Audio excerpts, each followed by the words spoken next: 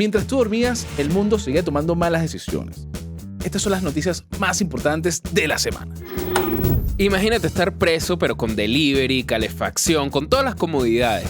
La expresidenta Cristina Fernández de Kirchner fue condenada por 6 años de prisión desde su casa, pero eso sí, vetada totalmente a nivel político. Lo que empezó siendo un control migratorio terminó siendo la militarización de las calles. Los Ángeles está en crisis, protestas. Vamos a ver qué ocurre con esto. Esto es Los Bono Show. La deshumanización apenas comienza.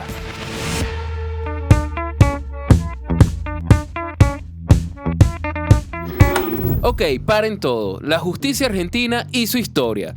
La expresidenta de la República de Argentina, Cristina Fernández de Kirchner, fue condenada por 6 años por cargos de corrupción. Y eso sí, queda inhabilitada de por vida para ejercer cargos públicos. Ahora, arresto domiciliario. Pues sí, ¿por qué? Porque tiene la edad de 72 años. Entonces, ¿qué hará? Netflix, empanada. Oye, para esa edad, estar en la casa tranquilo no está nada mal, ¿no? Ahora, dato curioso, solo 3 mujeres han estado presas por corrupción política. Eso sí, ninguna terminó en una celda común. Todas fueron llevadas a arresto domiciliario o clínicas. Ahora, ¿sabes cuáles fueron? Déjanos aquí en los comentarios. ¿Y por qué la condenaron? Bueno, la Corte Suprema ratificó que Cristina direccionó más de 50 obras públicas a la provincia de Santa Cruz. ¿A quién? A Lázaro Báez, quien es amigo de la familia, socio y posiblemente testaferro de Cristina. Fueron muchas obras millonarias. Obviamente la mayoría de estas obras no se terminaron, lo que representó un verdadero caos y una pérdida al Estado de Argentina, por más de $1.000 millones. ¿Y recuerdan a José López, el exsecretario de Obras Públicas? A este que descubrieron arrojando bolsos llenos de dólares a un convento en el 2016. Pues también cayó en esta causa, junto con 7 exfuncionarios cuca, kirchneristas. ¿Esto ya parece una serie de Netflix o qué? Obviamente, Cristina lo niega todo, dice que es víctima de lawfare y que esto es un cepo al voto popular. Incluso llegó a compararse con lo sucedido con Lula y con Correa. Pero esta vez, la Corte le cerró la puerta, ya que no podrá ejercer ningún cargo público más nunca en su vida. Dato curioso de esta comparación es que Lula estuvo preso en Brasil y bueno, y cuando lo soltaron se hizo presidente de nuevo. Y en Ecuador, Correa, bueno, sigue prófugo de la justicia desde el 2018. Tampoco podemos olvidar que en Perú 6 expresidentes han tenido procesos judiciales. Eso sí, mientras ella hablaba con el Poder Judicial, seguidores encapuchados entraron en el estudio de TN a destrozarlo. Y muchos se preguntan qué opinó Milei. A través de su cuenta de ex, Milei puso lo siguiente: justicia, fin. La república funciona y todos los periodistas corruptos, cómplices de políticos mentirosos, han quedado expuestos en sus operetas sobre supuestos pactos de impunidad. Ahora, te voy a hacer una pregunta, y a ustedes también. ¿Ustedes votarían por alguien que ya fue procesado por corrupción o que tiene un proceso de corrupción? Mira, obviamente no, pero ahí entra un tema interesante porque el fanatismo te lleva a eso.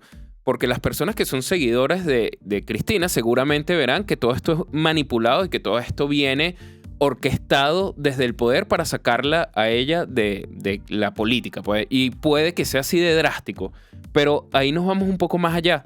Está siendo procesada a través de la Corte Suprema. ¿Okay? Claro. Eso quiere decir que se están recopilando información, se están recopilando pruebas que demuestran su culpabilidad. Claro, ya no es presunta porque ya es culpable. Exacto, según la ley de Argentina es culpable. Totalmente, entonces...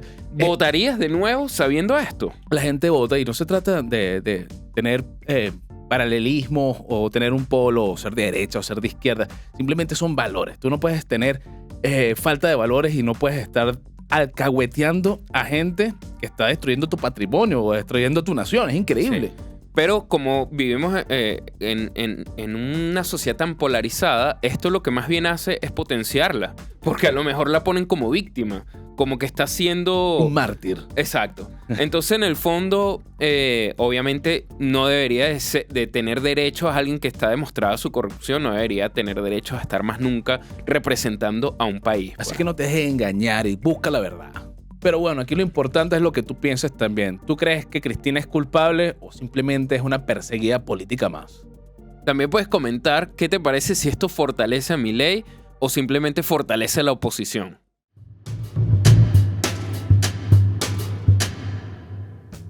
Y en otras noticias, ¿sabías que Los Ángeles fue declarada ciudad santuario en el 2024?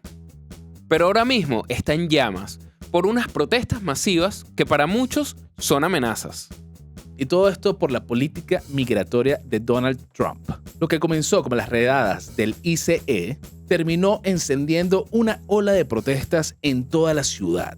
Ojo a esto, Los Ángeles tienen cerca de 1 millón de personas indocumentadas. La mayoría tiene décadas viviendo ahí y principalmente son latinoamericanos. Literal, 1 de cada 5 angelinos está afectado directamente o indirectamente por las redadas migratorias. Lo que hace que ya no sea política, sino que sea algo ya mucho más personal.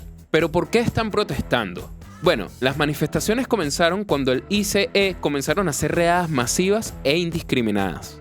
Lo grave de todo es que ya no se limitan a lugares sospechosos, ahora van a escuelas, a supermercados, incluso a entidades judiciales. Esto ha sembrado un odio brutal, pero también esto despertó una resistencia civil y de organizaciones, por lo que están saliendo a la calle diciendo que están deteriorando y menoscabando los derechos humanos de las personas, y que consideran que esto ya no es una política de seguridad. Y claro, obviamente esto ha traído enfrentamientos con las fuerzas de seguridad. Ahora, no todo es pacífico.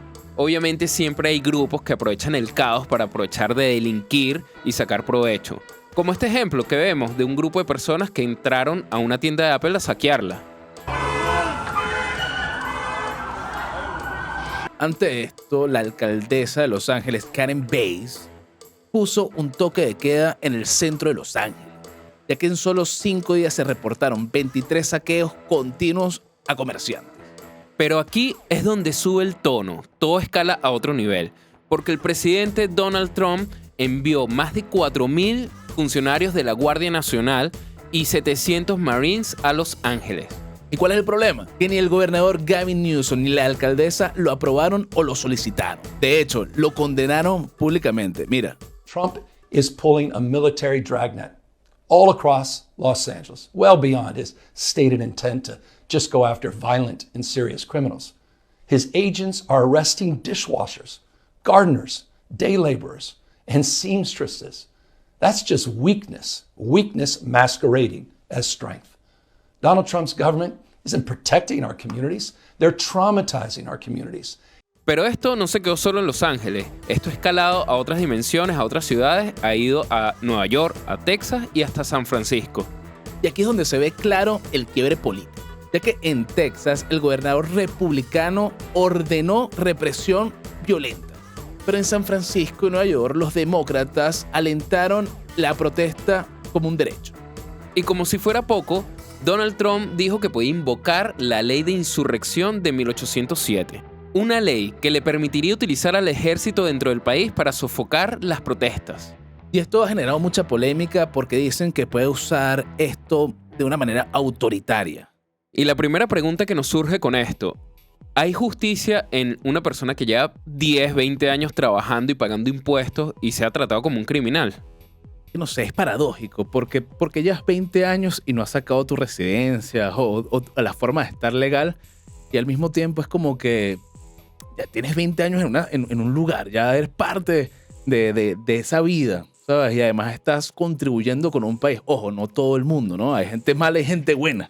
Sí, el problema de este tipo de redadas y movimientos que se hacen anti-inmigratorios es que pagan justo por pecadores, porque totalmente. Así como hay gente que hace las cosas como no debe ser, hay otras que sí se esfuerzan y están haciendo todo al pie de la letra ilegalmente y se ven afectadas por estas situaciones, pues. Y es una lástima porque no sé si has visto los videos que de repente está una madre con su hija y, claro, llega el ICE y empieza a agarrar en estas redadas a estas personas y separan a la madre de la hija y tú no sabes qué va a pasar y también es un daño psicológico profundo, ¿no? Porque por más que esta gente fue a buscarse vida en otro país, de repente te separan de tus hijos, es un golpe muy fuerte, ¿no? Sí. Es inhumano. Porque yo creo que aquí Donald Trump está dejando un mensaje de que si él necesita utilizar la fuerza, la va a utilizar con todo. Y yo creo que ese es el mensaje que quiere transmitir como una estrategia política. Yo creo que está implementando el miedo como recurso. Claro, pero también alimenta a las personas. Yo creo que la gente ya puso su posición de que no tiene miedo. Se sienten como insultados, como robados. Eso sí, importante también tener en cuenta que estos saqueos que se hacen también lo que hacen es dañar lo que se está haciendo en la protesta. Entonces, yo creo que hay de todo un poco de parte y parte. Y esos saqueos, además de dañar como que la protesta en sí, de que pueda ser una buena causa, la asocian también, porque de repente salen muchas personas ondeando la bandera de México y al mismo tiempo ponen escenas de personas lanzándole piedras a ambulancias, a carros de policía, y que pueda pensar el común de la gente, que los mexicanos son delincuentes, ¿sabes? Es así. Bueno, lo que comenzó como una operación migratoria, hoy en día ha escalado a un problema político, posiblemente llegue a escalar aún más. Ahora, ¿qué opinas tú? ¿Estamos ante una crisis migratoria o el abuso de poder? ¿O una estrategia mediática? Bueno, hoy estuvimos desde Argentina hasta Los Ángeles y si algo nos quedó claro es que la política está siendo tendencia mundial actualmente. Corrupción, migración, represión, protestas y todo conectado por una misma pregunta. ¿Quién realmente tiene el poder?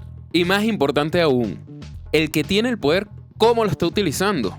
Esto fue todo por hoy y recuerda que aunque somos la especie más avanzada, necesitamos tutorial para aprender a hacer las cosas. Si este episodio te hizo pensar, te hizo analizar, reflexionar, es importante que comentes, que te suscribas para que estés atento a los próximos episodios que vienen. Esto fue Los Bonobos Show. La deshumanización ha comenzado.